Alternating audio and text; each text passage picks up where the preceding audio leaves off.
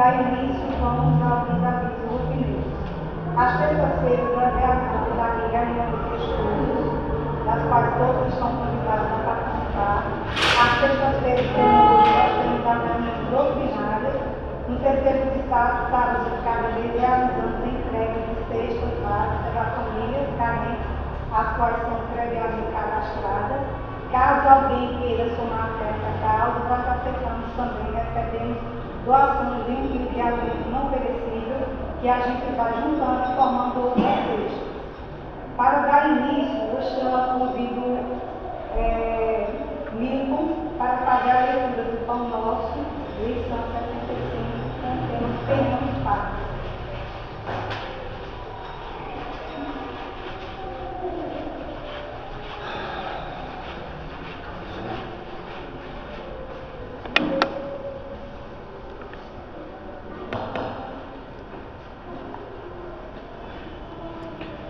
Boa noite. Boa noite. Tenhamos paz. Tende paz entre vós. Paulo, Tessalonicenses, capítulo 5, versículo 13. Se não é possível respirar num clima de paz perfeita entre as criaturas, em face da ignorância e da belicosidade que predominam na estrada humana, é razoável procure o aprendiz a serenidade interior diante dos conflitos que buscam envolvê-lo a cada instante. Cada mente encarnada constitui extenso núcleo de governo espiritual, subordinado agora a justas limitações, servido por várias potências traduzidas nos sentidos e percepções.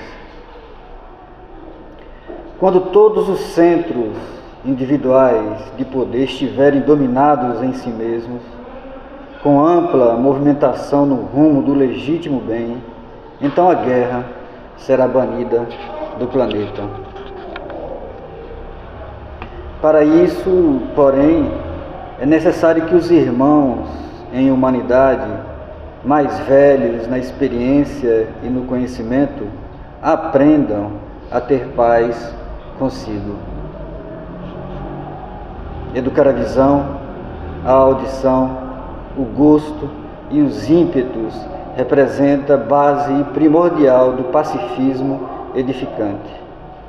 Geralmente ouvimos, vemos e sentimos conforme nossas inclinações e não segundo a realidade essencial.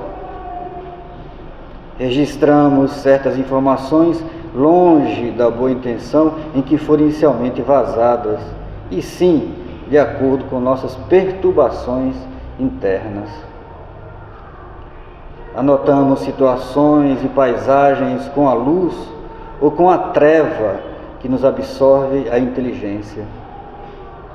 Sentimos com a reflexão ou com o caos que instalamos no próprio entendimento. Eis porque, quando nos seja possível, façamos serenidade em torno de nossos passos ante os conflitos da esfera em que nos achamos. Sem calma, é impossível observar e trabalhar para o bem. Sem paz dentro de nós, jamais alcançaremos os círculos da paz verdadeira. Que assim seja. Agora é o momento da prece para realizar o nosso irmão de Deus.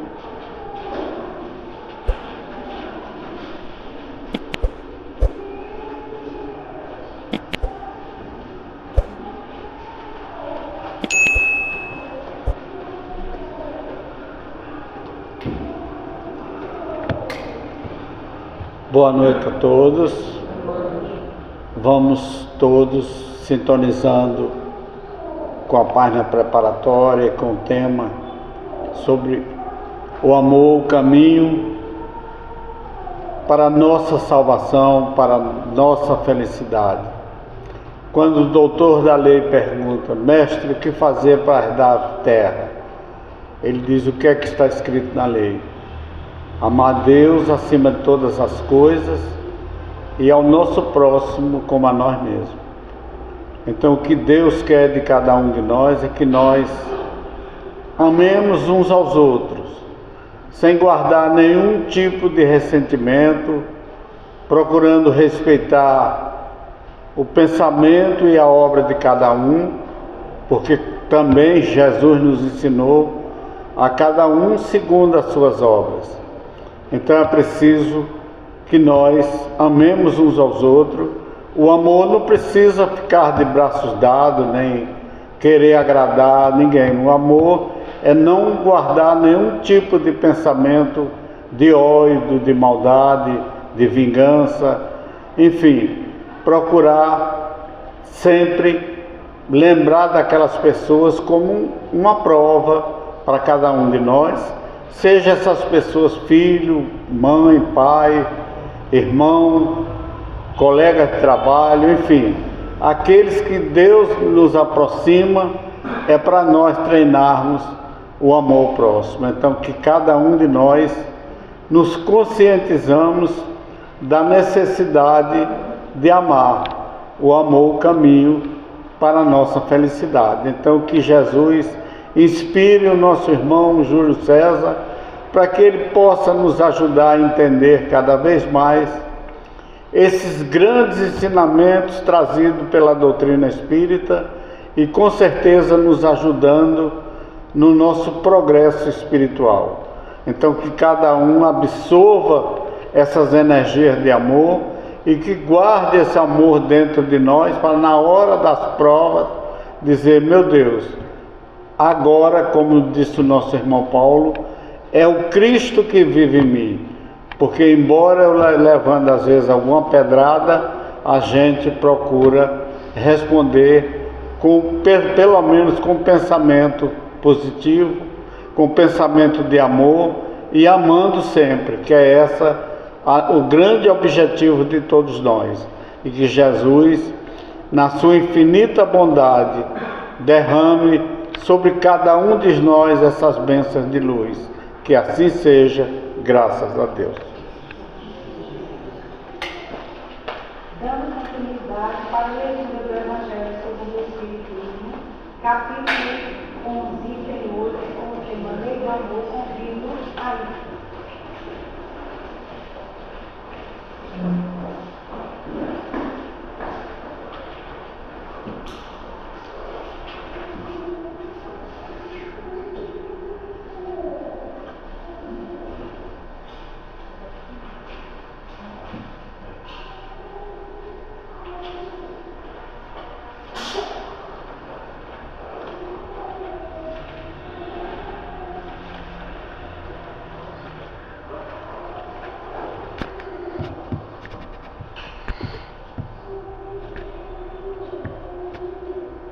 Boa noite a todos. Evangelho segundo o Espiritismo, Instruções dos Espíritos, Lei de Amor, Lázaro, Paris, 1862. O amor resume toda a doutrina de Jesus, porque é o sentimento por excelência, e os sentimentos são os instintos elevados à altura do progresso realizado. No seu ponto de partida, o homem só tem instintos. Mais avançado e corrompido só tem sensações. Mais instruído e purificado tem sentimentos. E o amor é o requinte do sentimento. Não o amor no sentido vulgar do termo, mas esse sol interior que reúne e condensa em seu foco ardente todas as aspirações e todas as revelações sobre-humanas. A lei do amor substitui a personalidade pela fusão dos seres e extingue as misérias sociais. Feliz aquele que, sobrelevando-se à humanidade, ama com imenso amor os seus irmãos em sofrimento. Feliz aquele que ama, porque não conhece as angústias da alma, nem aos do corpo. Seus pés são leves, e ele vive como transportado fora de si mesmo. Quando Jesus pronunciou essa palavra divina, amor, fez estremecerem os povos e os mártires, ébrios de esperança, desceram ao circo.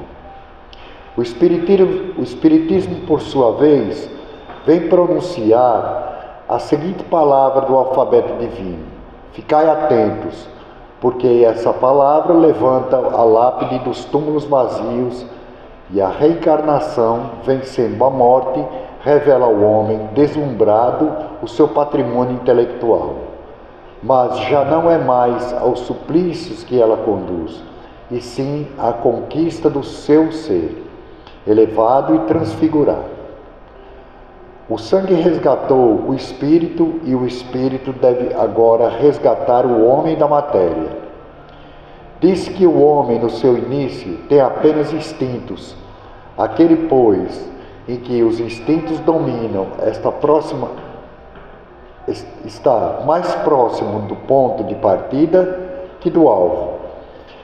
Para avançar em direção ao alvo, é necessário vencer os instintos a favor dos sentimentos, ou seja, aperfeiçoar a estes, sufocando os germes latentes da matéria. Os instintos são a germinação e os embriões dos sentimentos. Trazem consigo o progresso, como a bolota oculta o carvalho. Os seres menos adiantados são os que, libertando-se lentamente de sua crisálida, permanecem subjugados pelos instintos. O espírito deve ser cultivado como um campo. Toda a riqueza futura depende do trabalho atual.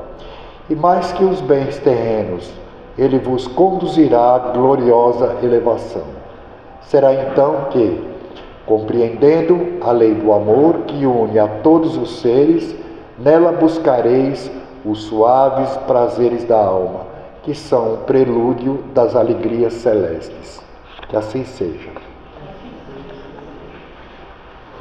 Agora é com alegria que nós recebemos mais uma vez nosso irmão Miguel Cristão Júlio César, o qual vai brilhantar a nossa noite com suas palavras de amor e de hoje ele vai nos falar sobre o tema Amor do Caminho da Redenção.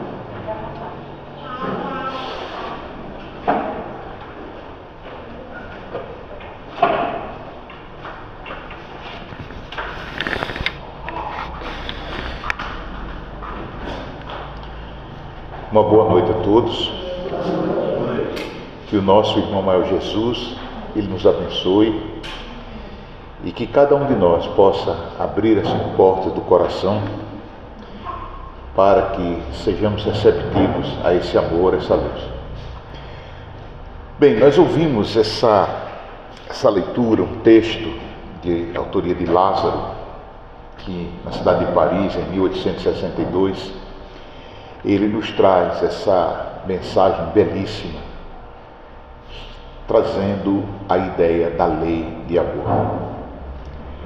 Todos nós, indistintamente, nós buscamos a paz, nós buscamos felicidade e, como se diz, todos nós procuramos um lugar ao sol. Mas o que é necessário para que isso aconteça? É preciso que nós tenhamos a compreensão da nossa origem. João, o evangelista, ele cita que aquele que não ama não conhece a Deus, porque Deus é amor. Quando João define Deus como amor, aí nós entendemos que nós devemos compreender que esse sentimento é o que nos redime. Esse sentimento é o que nos faz avançar nessa estrada da redenção. Mas nós precisamos compreender esse amor, o que é. Então, a gente precisa tentar conceituar o amor, porque esse sentimento foge ao nosso entendimento. Não o significado do verbete, não o significado da palavra, mas o sentimento, ele ainda não está claro em nós. Amor. O que é amor? E nós vamos buscar no Espiritismo, tentar fazer uma viagem para tentar entender o que é esse amor. Então, o amor, ele resume toda a doutrina de Jesus, pois é o sentimento por excelência. E os sentimentos são os instintos elevados à altura do progresso adquirido. É uma frase do texto lido por nosso irmão Ailton. Quando diz o texto que esse amor ele resume a doutrina de Jesus, há essa passagem que o Biraldo citou na prece, de que Jesus fora perguntado por um doutor da lei o que é que ele deveria fazer para entrar no reino dos céus, para ter a vida eterna, depender da tradução. E este diz perfeitamente, quando Jesus disse, o que está escrito na lei? Ele diz que é amar a Deus acima de todas as coisas, de todo entendimento, do fundo do coração, de toda a tua alma. E amar o próximo como a si mesmo, fazendo a este tudo aquilo que gostaríamos que conosco fosse feito. E Jesus diz, dissestes bem. Em outra passagem, quando perguntado a Jesus qual era o maior dos mandamentos, Jesus também fala que é esse, que do amor a Deus e do amor ao próximo. Então, esse sentimento, por excelência, por quê? Porque é um sentimento que tem que ser encontrado em nosso íntimo, ele são os instintos, porque segundo o Espiritismo, na lei de progresso, nós avançamos. E no começo nós temos, não temos sentimento, nós temos instintos, em que nós vamos tratando, nós vamos buscando e vamos aperfeiçoando até elevarmos a condição de sentimento. Como está aqui dizendo, em seu ponto de partida, ou seja, quando nós começamos a nossa jornada evolutiva na condição hominal, o homem tem apenas instintos. Instintos. E o que quer dizer isso? É um instinto, por exemplo, como uma onça, ela tem a vontade e a necessidade de comer. Mas ela não tem os rudimentos de dizer, olha, eu vou produzir o meu alimento. Não. Ela tem aquele sentimento de que precisa sobreviver, então ela precisa abater uma presa. É instinto. O instinto de caçador, o instinto predador. Nós, no início, éramos assim. Mais avançado, ou seja, quando nós avançamos na nossa evolução, e aí aparecendo aí um paradoxo quando se diz mais avançado e corrompido. Por que corrompido?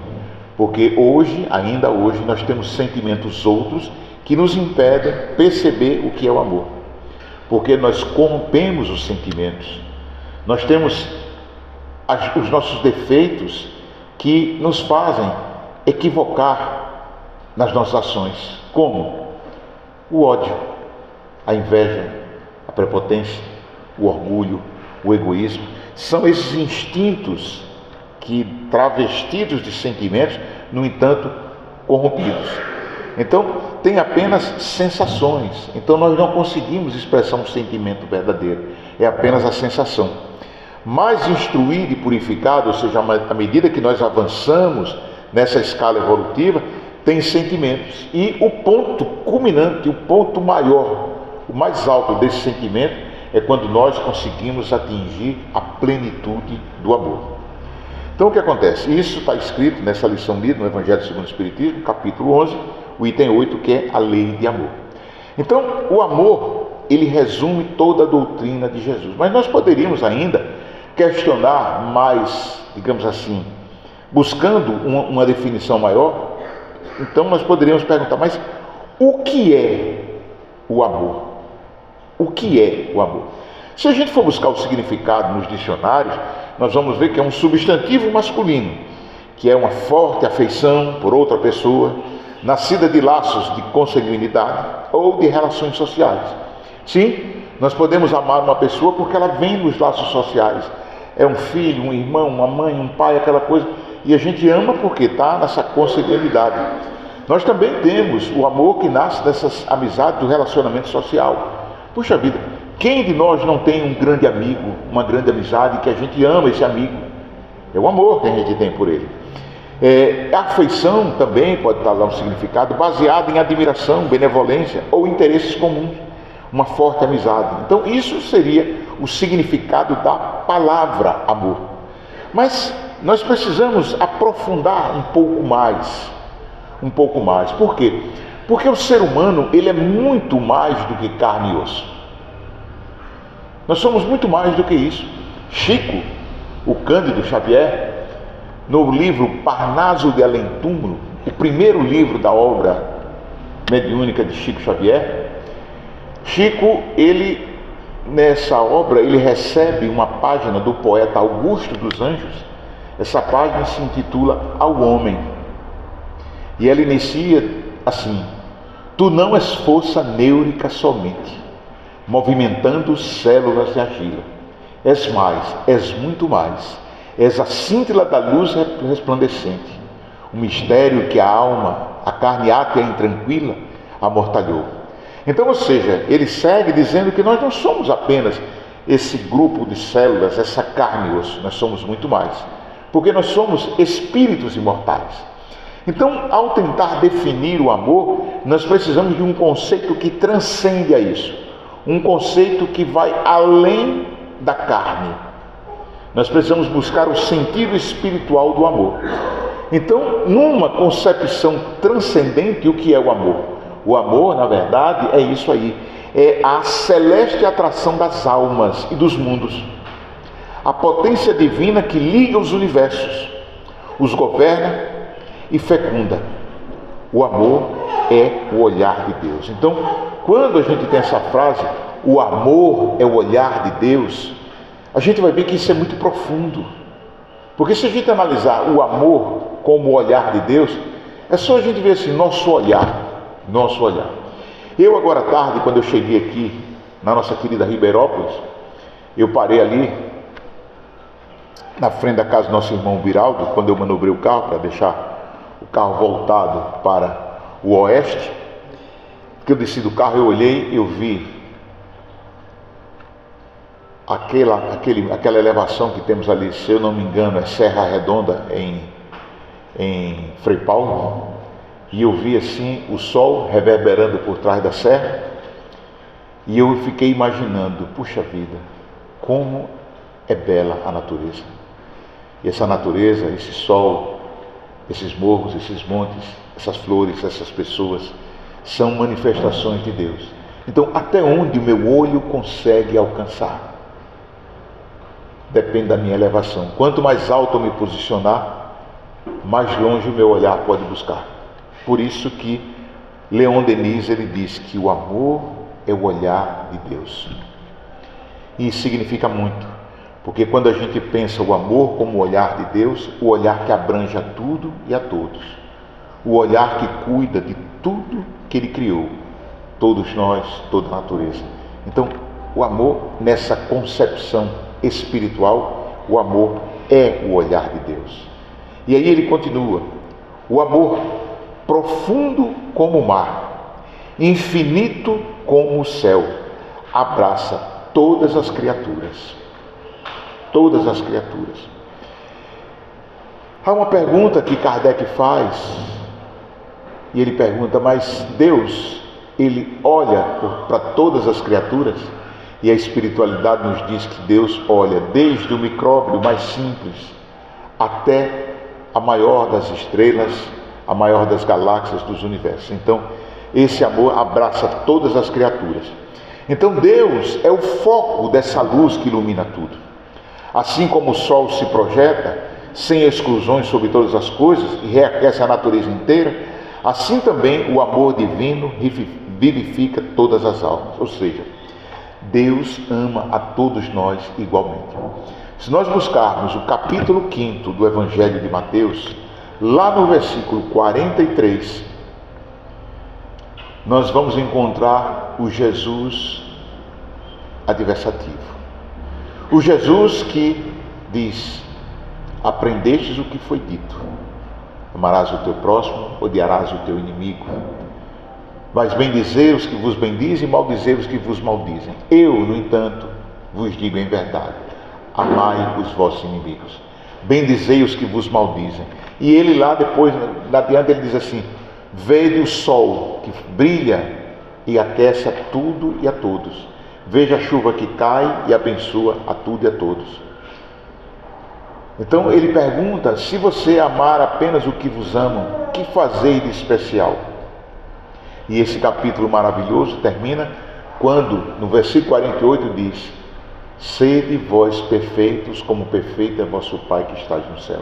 Ou seja, nós precisamos amar. Então, essa definição de amor está um livro belíssimo de Leon Denis, chamado Depois da Morte, o capítulo 49, que traz essa definição de amor.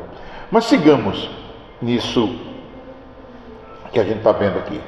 Muito bem, mas será que todas as criaturas amam igualmente? Claro que não. Claro que não.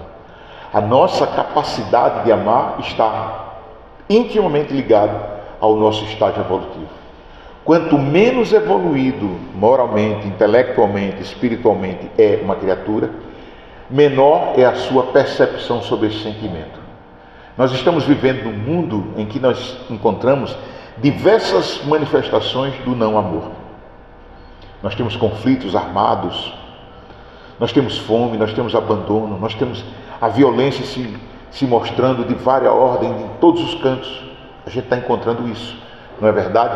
Mas nós não podemos nos esquecer, como diz o Espírito Hamed, por trás de cada ato de agressividade que ocorre nesse mundo, está uma criatura que ainda não aprendeu a amar.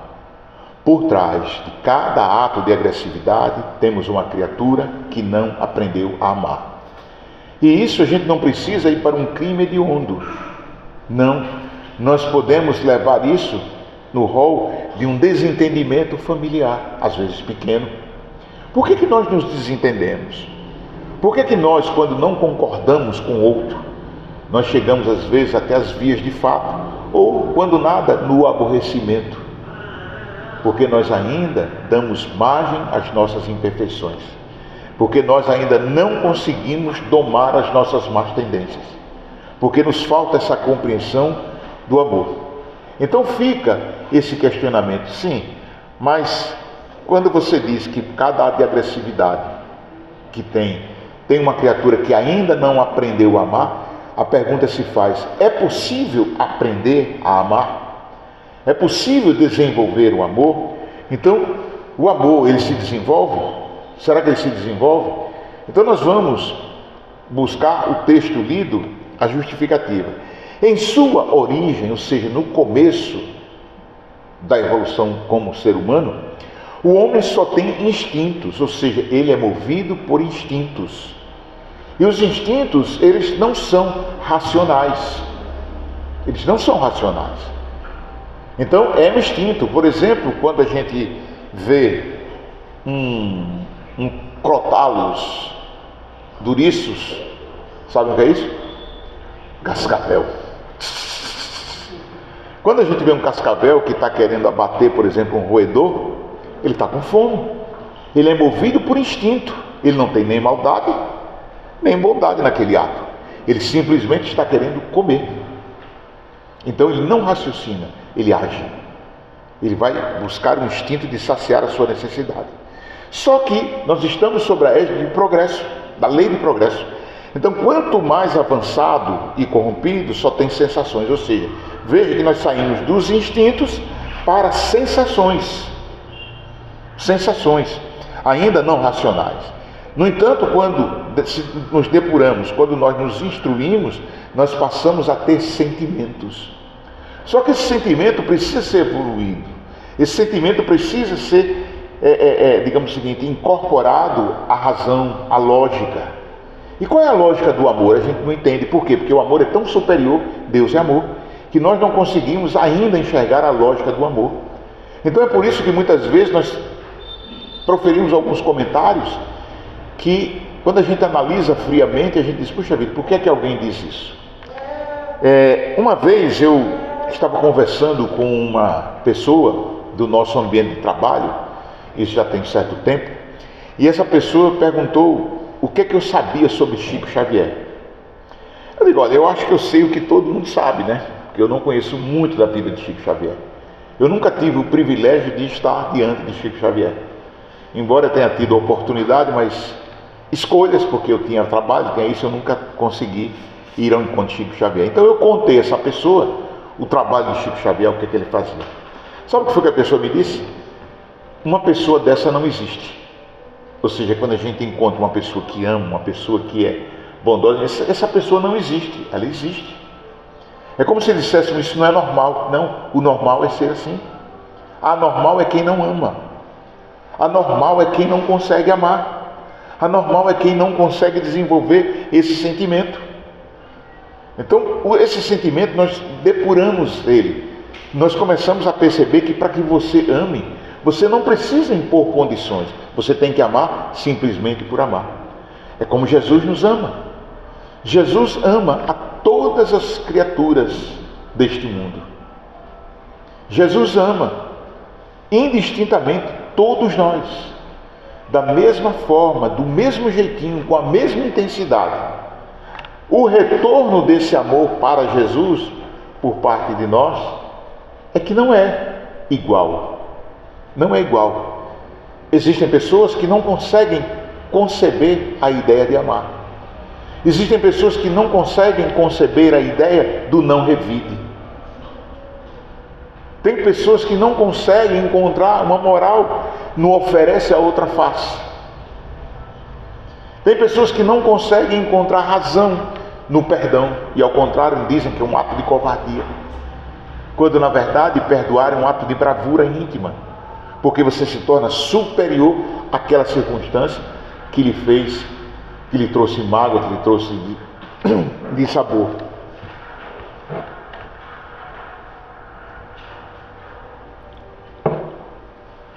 Então, quando a gente tem esse ponto de vista, nós precisamos alçar voos maiores, precisamos amar cada vez mais. E aí é quando ele diz, e o ponto delicado do sentimento é o amor. O ponto delicado, o ponto máximo do sentimento é o amor. Porque quando nós amamos, nós enxergamos tudo de outra forma. Nós enxergamos tudo com os olhos da alma. Antoine Saint-Exupéry, o escritor francês, aviador, ele escreveu um livro que eu acredito que, acho que muitas pessoas aqui já leram esse livro. Se não leram, leiam. O livro chama-se O Pequeno Príncipe. O Pequeno Príncipe. Quem já leu vai lembrar que há nesse livro um trecho em que a raposa, ela trava um diálogo com o Pequeno Príncipe, e a raposa diz ao Pequeno Príncipe o seguinte: o essencial é invisível aos olhos. Invisível. Só se vê com o coração. Quando a gente interpreta isso, a gente vê o seguinte: o essencial é invisível aos olhos. Por quê? Porque os nossos olhos, estamos referindo o órgão do sentido, visão. O olho, ele enxerga a matéria. Ele enxerga a matéria. Mas para enxergar sentimento, você não precisa dos olhos. Para sentir, você não precisa ouvir, você não precisa de muita coisa, você precisa apenas sentir. Há uma história muito bonita que ocorreu há alguns séculos atrás. Um músico alemão, ele começou a enfrentar uma doença e ele se tornaria surdo. E da surdez, como era um músico, um pianista, um compositor, ele disse: puxa vida, eu estou perdendo a capacidade de ouvir. Então ele teve uma ideia suicida. Ele viajou para uma cidade do interior para tentar se suicidar. E lá, pensando, ele estava numa taverna, numa espécie de hospedaria. E lá ele olhou uma moça muito bonita. E ele sentiu-se atraído por aquela moça. E se aproximou dela. E percebeu que ela era cega. Ele ouvia muito mal. Mas ainda ouvia.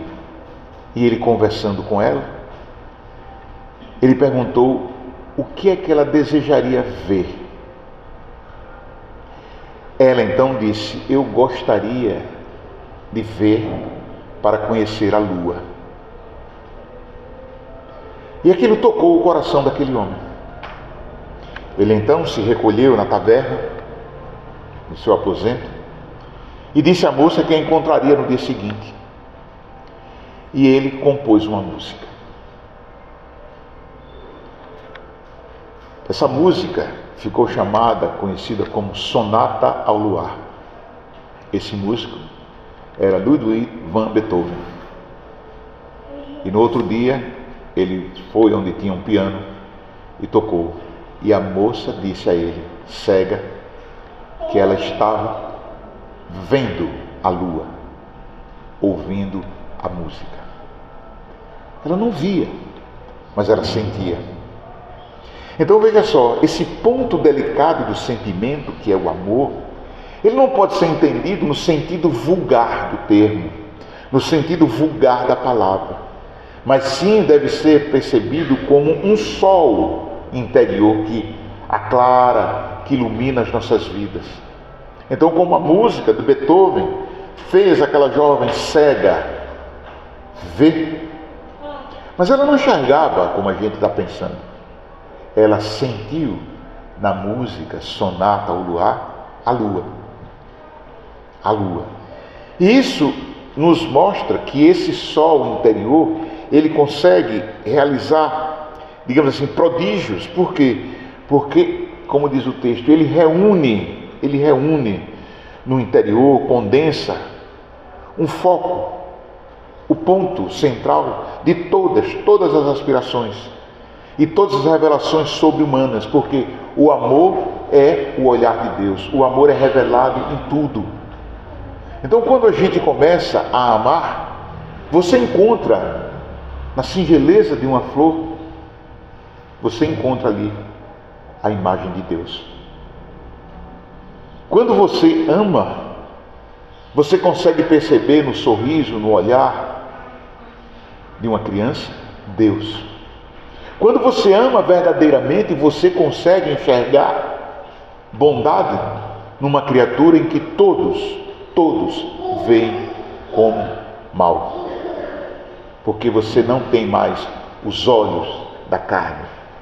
Você vê o essencial com o coração. Então, esse trecho, como vimos do Evangelho segundo o Espiritismo, nos mostra como o amor transforma, como o amor tem esse poder. Eu diria que é um poder estonteante. Por quê? Porque ele é capaz de arrebatar muitas e muitas coisas, muitas e muitas pessoas. Gandhi, o Mahatma, ele disse que quando um único homem, atingir a plenitude do amor, ele vai anular o ódio de milhões. Isso é muito importante para a gente perceber. E desde quando a gente ama? Desde quando a gente tem esse sentimento? Porque nós estamos vindo de uma condição animal, no termo mais pejorativo. Nós estamos vindo de uma condição de selvagens. Então, há uma passagem, a professora Margaret Mead, uma professora de antropologia, ela dava aula numa universidade e um dos alunos fez uma pergunta à mestra, dizendo qual era o primeiro indício do sentimento de amor na criatura humana. O sentimento de amor na criatura humana. E aí ela contou que numa das suas expedições ela achou um fóssil humano e ao examinar esse fóssil notou que o fêmur, esse osso da coxa, vamos chamar assim, estava quebrado. E essa criatura morreu idosa, pelas análises que foram feitas. Mas o que tem a ver o fêmur quebrado com a morte de uma pessoa em avançada idade, com fraternidade e com amor? Que é o seguinte: não nos esqueçamos que estamos na pré-história, no homem primitivo. Se um de nós fraturar o fêmur, nós não conseguiremos andar. nós não conseguiremos nos locomover. Como na terra, naquele tempo, tinham muitos predadores da criatura humana, esse homem ou essa mulher do fêmur quebrado não poderia sobreviver sem o auxílio de outros seres. E carregar um ser que não pode se locomover se tornaria um grande perigo, porque quem estivesse carregando este seria a presa mais fácil para um predador. Então ela disse que o quê? Que essa constatação daquela criatura ter morrido de velhice, e não por conta do fêmur quebrado, significa que quem estava com ele, quem o acompanhava, cuidou dele. E quem ama, cuida. Então foi o primeiro indício. Então, amar ao próximo, na verdade, também é uma maneira que nós temos de respeitar a existência. Quando nós não amamos o nosso próximo, nós não estamos respeitando nem o próximo, nem a nós mesmos. Sabe por quê? Porque é só imaginarmos isso. Quem é absolutamente independente? Nenhum de nós. Quando nós nascemos, chegamos a esse planeta, nós precisamos do outro. Nós precisamos do outro para comer, vestir, para limpeza, para tomar remédio, para andar, para tudo. Nós dependemos para tudo. Um bebê depende de um adulto que cuide dele. Até quantos anos? Não sei, até que ele se sinta com a condição. E assim é em todos os animais. Quando a gente está no final da vida terrestre, da vida terrena, nós também vamos precisar de outro, até para nos levar para o túmulo. Então, sem essa de dizer, eu não preciso de ninguém. Nós precisamos de todo mundo. Então, amar ao próximo é uma questão, uma maneira de você respeitar a sua existência. O que você é, o que você realmente é. Nós somos um grupo, nós somos uma equipe, nós somos um corpo. Está lá no Evangelho de João, para que sejamos todos um. E aí, nós temos lá no Evangelho de Mateus, amarás o Senhor teu Deus de todo o teu coração, de toda a tua alma e de todo o teu pensamento. Este é o primeiro e grande mandamento. E o segundo, semelhante a este, é: amarás o teu próximo como a ti mesmo. Jesus nos diz isso, está lá no Evangelho de Mateus, no capítulo 22, versículos de 37 a 39. Então veja só, quando nós começamos a analisar esse trecho do Evangelho de Mateus, veja só, amar a Deus acima de tudo, nós até tentamos. Nós até tentamos, porque amar a Deus de todo o coração, será que nós amamos de todo o coração? Todo o coração, o coração inteiro. Será que naqueles momentos em que nós deixamos que o nosso coração seja habitado por raiva, por exemplo, por manifestações de orgulho, de egoísmo, de vaidade, de prepotência, de preconceito, será que nós estamos amando? Não. Não. E quando eu não amo ao meu próximo, quando eu não amo a mim mesmo, eu não consigo dizer que estou amando a Deus. Então a gente precisa começar a entender que isso aqui é o maior desafio que nós vamos encontrar. O desafio de amar a Deus de todo o coração, de todo entendimento, de todo pensamento. E também, de forma igualmente, amar o nosso próximo. Isso é um grande desafio, porque intimamente nós colocamos condição para amar o próximo. Nós alimentamos o amor de quem nos ama, de quem nós já amamos. Mas nós instintivamente, aí são instintos, ainda não consegui chegar à plenitude do amor, nós instintivamente, nós ainda muitas vezes expulsamos de próximo de nós a quem não nos ama, a quem nós não amamos. Então a gente precisa mudar isso, porque quando a gente vê um desafio desse, cabe a pergunta: seremos capazes de fazer isso? Fazer isso o quê? De amar a Deus e amar o próximo como a mim mesmo. Veja que essa citação, amar o próximo como a ti mesmo, E aí está o grande, talvez o maior desafio. Porque quando nós não amamos a Deus, quando nós não amamos ao nosso próximo, significa que nós ainda não temos o amor a nós mesmos. E por que nós não temos o amor a nós mesmos? Vamos fazer aqui um exercício. Vamos fazer um exercício aqui. Eu gostaria que vocês pensassem um pouco. Eu vou dar alguns segundos para que vocês pensem. Depois, enquanto vocês pensam, eu vou beber um pouquinho de água. Eu quero que vocês pensem. Lembrem-se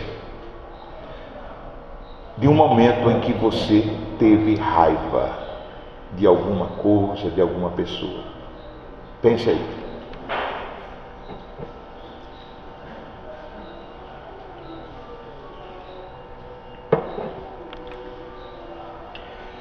Eu sei que foi muito difícil, mas para quem conseguiu lembrar, não precisa me dizer de que foi que teve raiva, de quem, não quero saber. Eu quero que vocês respondam a outra pergunta agora. Valeu a pena?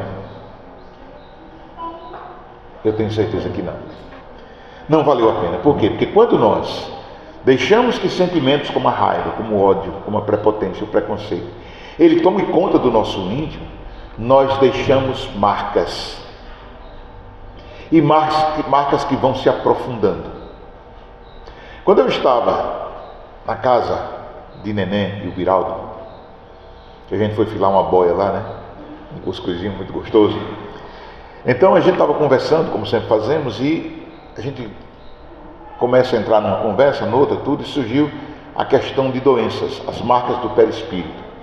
E eu fiz uma analogia. Eu peguei uma faca que estava sobre a mesa, peguei o braço aqui, eu não me cortei não, calma, viu? Eu comecei a bater bem devagarinho a faca no braço. Eu digo, olha, uma pancadinha só não deixa marca nenhuma. 2, 3 não deixa marca nenhuma. Mas se eu ficar batendo aqui, vai chegar um momento em que vai furar a minha pele, vai machucar, vai ferir a pele.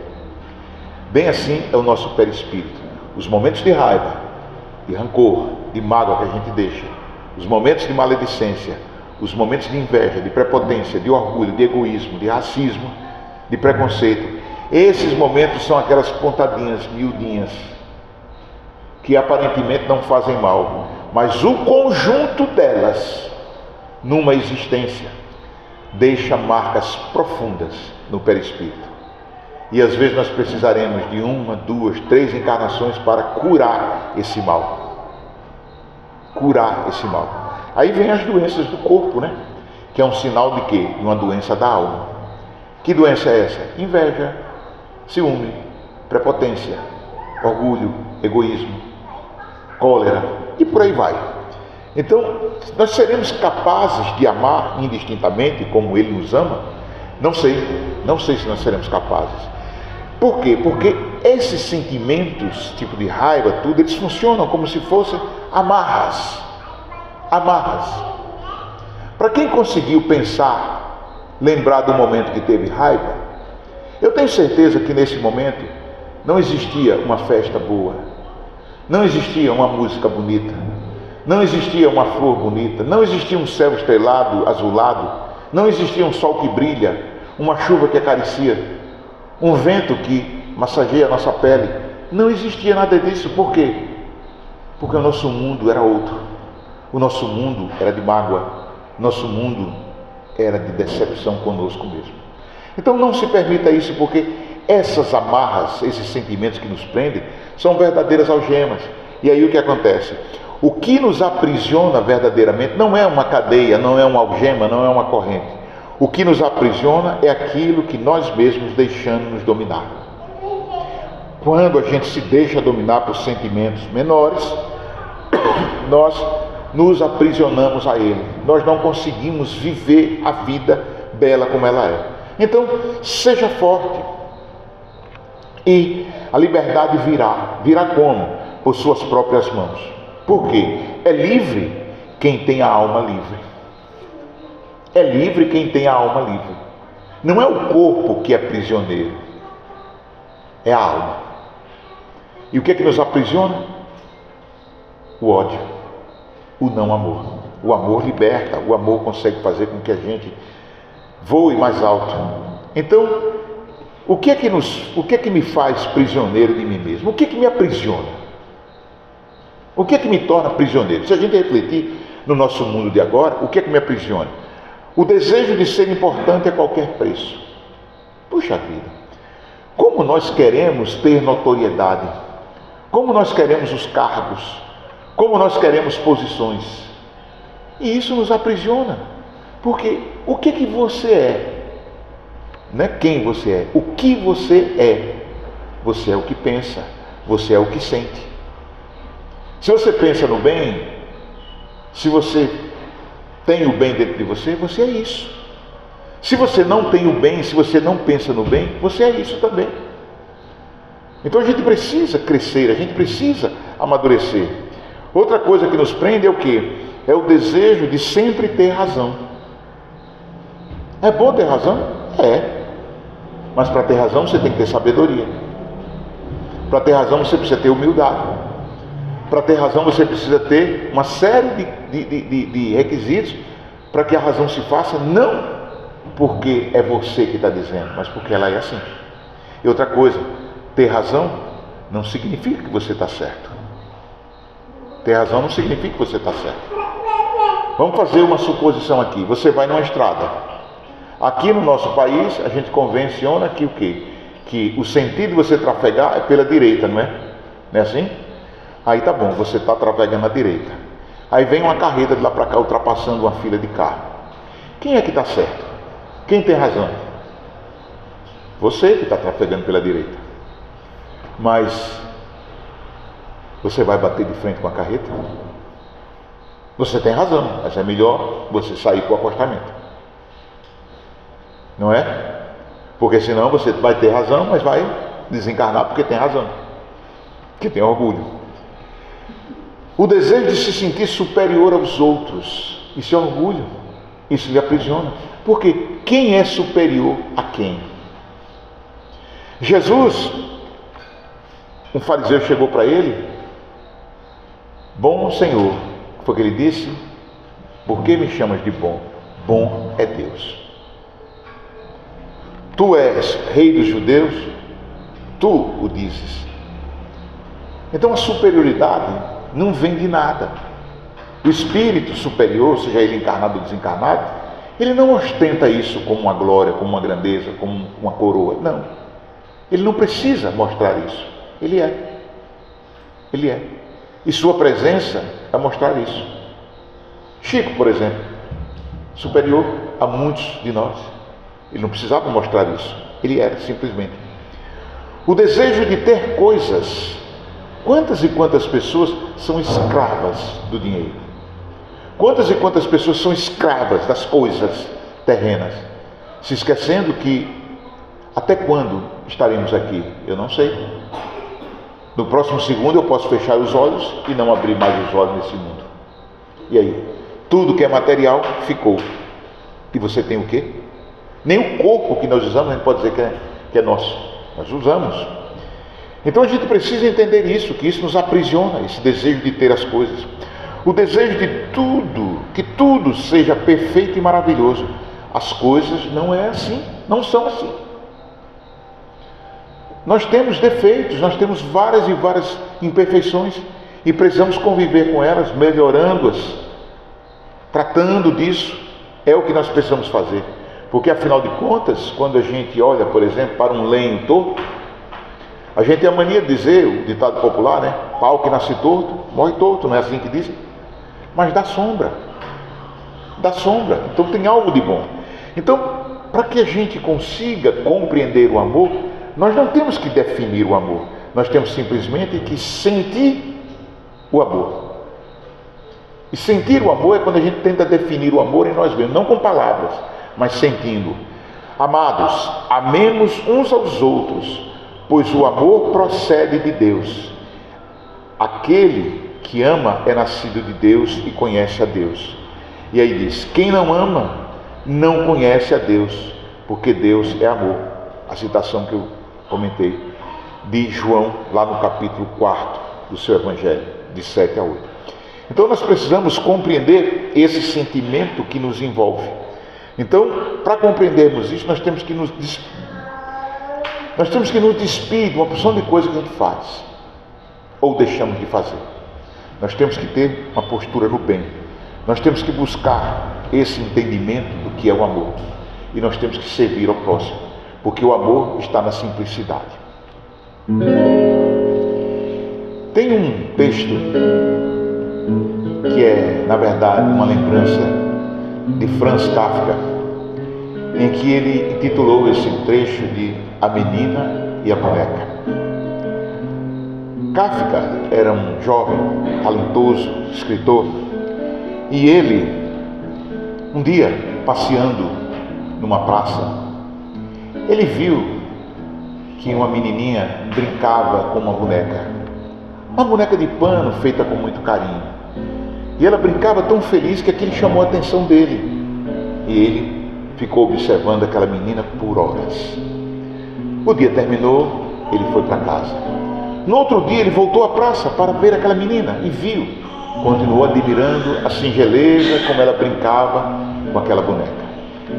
Dia após dia ele ia para ver a mesma cena e se encantando. Quando um dia ele vai e ele viu que a menina estava aflita, chorando. E ele foi ter com ela e com a pessoa que cuidava da criança e perguntou: mas por que você está chorando? Ela disse: é que minha boneca eu perdi, eu acho que ela foi embora. Você me ajuda a procurar a boneca? E ele: ajudo sim. E ele começou a andar pela praça, buscou cada canto e não encontraram a boneca. Já começou a anoitecer, ele disse: olha filha, vá para casa, amanhã a gente continua a procurar. Mas Kafka sabia que ele não ia encontrar a boneca. Então, ele em casa, ele decidiu escrever uma cartinha para a menina. E disse à menina no dia seguinte, quando ele encontrou, que iria escrever uma carta para a boneca, porque ele achava que sabia para onde ela foi, que ela viajou, ele disse. E ele escreveu uma carta e disse para a menina que mandou. A menina então procurava Kafka na praça e perguntava: ela já respondeu a carta? Ainda não. Passados alguns dias ele diz: olha, ela respondeu, está aqui a carta. Mentira, ele fez uma carta dizendo que respondeu. E dizendo à menininha que estava bem, a boneca, e que havia ido para uma terra distante para casar-se e ter filhas, e que ela poderia continuar sendo feliz mesmo sem ela, porque ela morava no coração da menina e a menina morava no coração dela. Então todos os dias Kafka levava uma carta para essa menina. A menininha foi crescendo, e Kafka, já muito doente, entregou a última carta e disse que a boneca iria voltar. Então Kafka fez uma boneca. Claro, não era igual àquela, e entregou a menina. Olha sua boneca aqui. Mas ela está diferente, sim, é porque ela envelheceu, teve filhos, mas ela voltou para você. E Kafka entregou a bonequinha à menina. Logo depois ele morreu. A menina cresceu, e quando já adulta, ela manuseando a boneca, lembrando de Kafka, ela viu que dentro da boneca tinha algo. Ela então abriu a boneca e havia uma carta de Kafka, não para a boneca, mas para ela, dizendo que poderia até pedir desculpas à menina, mas que ele nunca havia escrito uma carta para a boneca. E todas as cartas que a boneca escreveu para a menina, foi ele que havia escrito. Ela sabia disso. E na carta,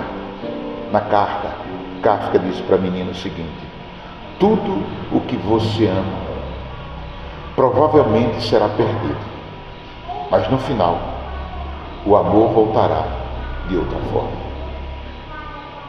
Amemos. O amor nunca se perde, porque é o amor. Que a paz de Jesus nos ilumine. Que assim seja.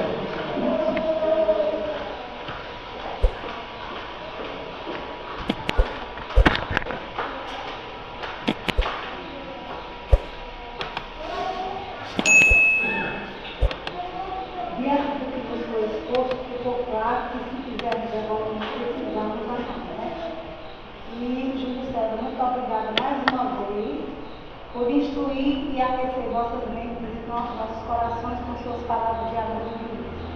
Para a prece final, convido vocês, e depois da prece, quem quiser tomar um passo, faça um fila aqui a mim. Uma noite abençoada para todos.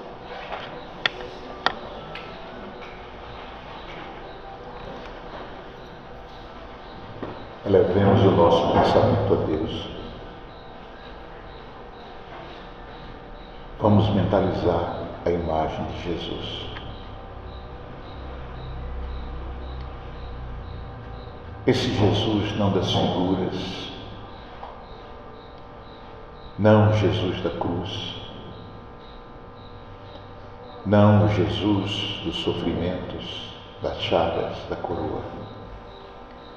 Não, mas o Jesus de paz, o Jesus de amor, o Jesus que fala no nosso íntimo: vinde a mim, todos vós que estáis cansados, e eu vos aliviarei. Amado Jesus, te rogo, Senhor, que eu consiga permanecer na sua paz, que eu consiga, Senhor, sentir o lenitivo do teu amor em minhas fibras mais íntimas. E nesse momento, Senhor, de encontro com vós, eu suplico a permissão para que seus mensageiros de luz possam espalhar neste ambiente a paz. E que a tua luz, refletida através desse ambiente de paz, possa encontrar cada criatura que ainda não aprendeu a amar. Possa acalmar as tempestades, os ventos da incompreensão, os trovões dos brados raivosos sejam calados com o teu amor. Amado Jesus, que a tua luz ilumine as trevas da ignorância e que inunde de paz todas as criaturas, para que elas percebam a ti, Senhor, para que elas desejem esse teu amor ardentemente e amem. Amem como nos ama e como sempre irá nos amar, Senhor. Amado Jesus, agradecidos que estamos sob tua presença aqui, nós oferecemos essa humilde prece a Deus, nosso Pai. Pai nosso que estais nos céus, santificado seja o vosso nome. Venha a nós o vosso reino e seja feita a tua vontade, assim na terra como nos céus. O pão nosso de cada dia nos dai hoje, Senhor. Perdoa, Pai, as nossas ofensas, da forma como perdoarmos os nossos ofensores. E não nos deixa, Pai amado, cair em novas tentações, mas ensina-nos a nos livrar de todas elas, porque a Ti, somente a Ti pertencem o poder, a glória e o reino para sempre. Senhor Jesus, sê conosco hoje e sempre, que assim seja.